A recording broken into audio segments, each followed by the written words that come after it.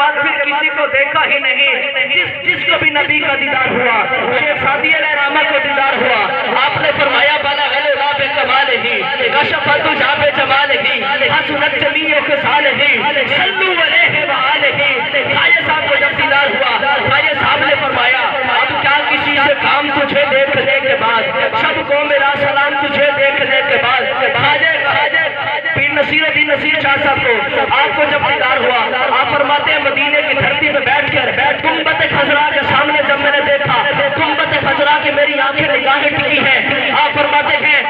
مجھ پہ بھی چشم کرم ہے میرے آقا کرنا، مجھ پہ بھی چشم کرم ہے میرے آقا کرنا، حق تو میرا بھی ہے رحمت کا تقاضا کرنا، حق تو میرا بھی ہے رحمت کا تقاضا کرنا۔ پیر صاحب فرماتے ہیں غلام حشر میں جب سید الورا کے چلے، لوائے حمد کے سائے میں سر اٹھا کے چلے، یہ ان کا حسن کہ یوسف بھی منہ چھپا کے چلے۔ جب خواجہ صاحب کو دیدار ہوا، پھر پیر میں علی شاہ صاحب کو جب دیدار ہوا، آپ نے فرمایا اس صورت میں میں جانا تھا کہ جانے جہانا تھا، سچ آنکھوں کے رب کے مشانہ تھا، جس شان کو شانہ سب بڑھیا، آمال نہ دیکھا کیا دیکھا، میں تو اپنے نبی کے در کا گدا، مالک نے مجھے جو بخش دیا۔ سبحان اللہ سبحان اللہ سبحان اللہ، ما اجملکا ما احسنکا ما اکملکا، کتھے مہر علی کتھے تیری سنا گستاخ کیا کتھے جا اڑیا۔ جب خواجہ صاحب کو دیدار ہوا، خواجہ صاحب نے دیدار فرمایا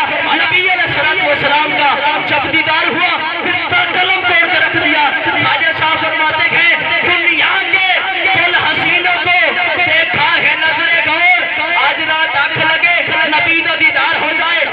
فقیر دے کلام بولو، ایک کلام عام بندے نہیں لکھا، ایک اللہ کے ولی نے لکھا ہے۔ میں دعا کر کے جا رہے ہیں جڑا اس مصرے سے بولے آج رات کریم آقا کا کرم ہو جائے، حضور کا دیدار نصیب ہو جائے۔